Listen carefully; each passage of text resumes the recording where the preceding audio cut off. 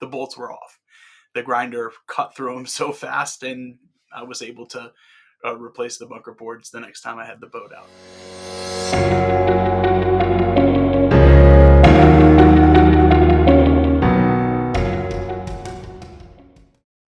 Hello, and welcome to Enter the Nebula, episode 44.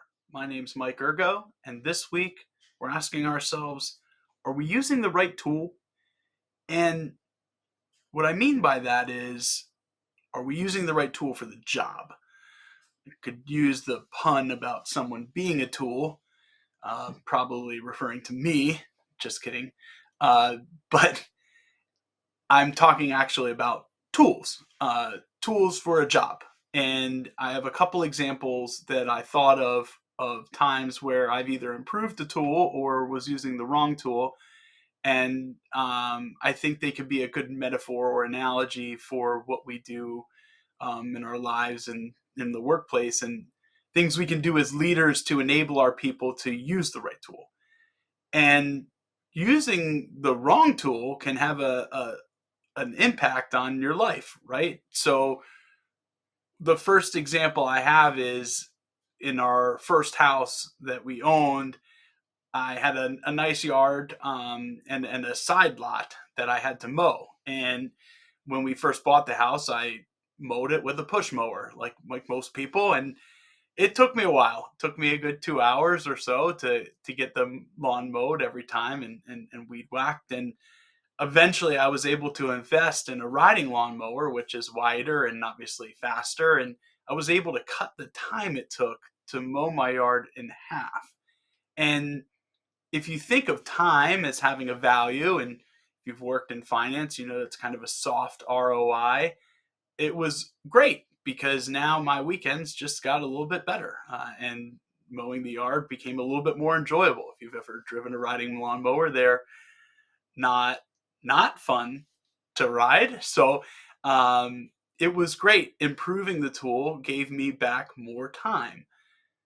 In another example, more recently, I've refurbished a boat during the COVID times, and the boat is on an older trailer, and I needed to replace the bunker boards that were underneath it. They're the boards that hold the boat up. They kind of rotted out, and I had new boards, and in order to put them on, I had to get the old boards off. The problem was the bolts that were holding those boards on were rusted out. And try as I may with all of the tools that I owned, I could not get the bolts off. And it took me hours, hours and hours, and frustration and not knowing what I should do, and not thinking that I have a father who's an engineer that I probably should have called.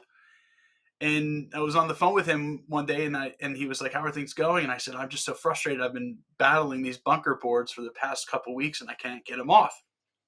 And I explained to him what was going on, and he laughed and said, "Why don't you just grind them off?"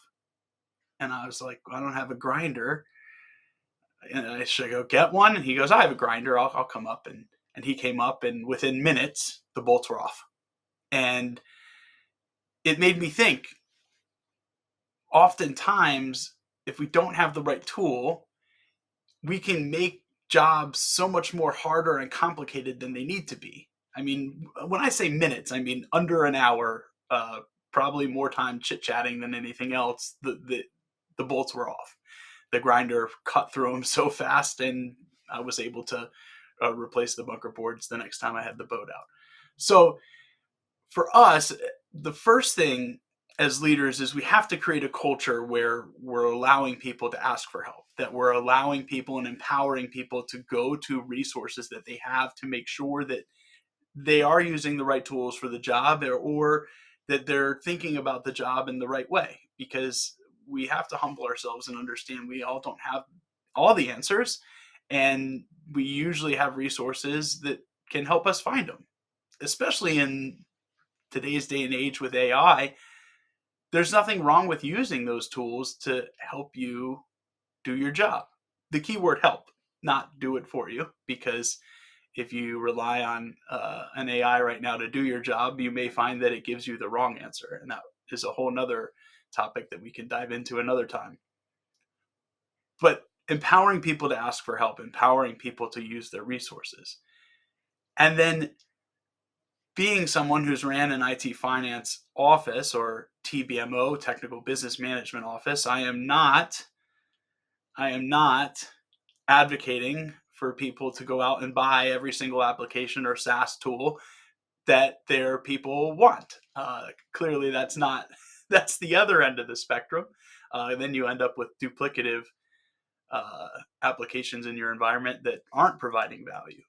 But if you challenge your people to think about if there are opportunities to make their job easier, or if there are tasks that they find are incredibly manual or labor intensive that could be solved by an application or tool, go down that path. Look at what could happen or what could be done to make their lives easier or more efficient. In that same vein, my riding lawnmower is still kicking, so I still mow my own grass. But when it dies, then the question becomes, do I invest in another riding lawnmower or do I outsource it to a service? That's also a tool. While it's not a physical tool, managed service or a service that you can purchase could be a valuable asset, because now, rather than spending 5 or 6 hours a month mowing my grass, I have those 5 or 6 hours back to spend time with my family or do whatever else I choose to do, or maybe invested in other projects that I have going around the house. So I say all that to say, make sure that you're looking at the resources you have. Make sure you have the right tool for the job. And if there are opportunities to save you time and save your team effort, do your due diligence and find the ROI, find the value, and show it to whatever leadership team you need to show it to, because missed opportunities can have a negative impact on your workforce. You could lose valuable people from your team because you're not supporting them in ways that make them efficient by arming them with the tools needed for the job. Thank you for listening to this week's episode. Again, my name's Mike Ergo. You can read the full article on my website, intellectualnebula.com. If you're looking for any kind of support on how to be a good leader or how to manage your team, you can always reach out. Be sure to follow me on all the social medias. I hope you have a great rest of your week, and I'll see you next time.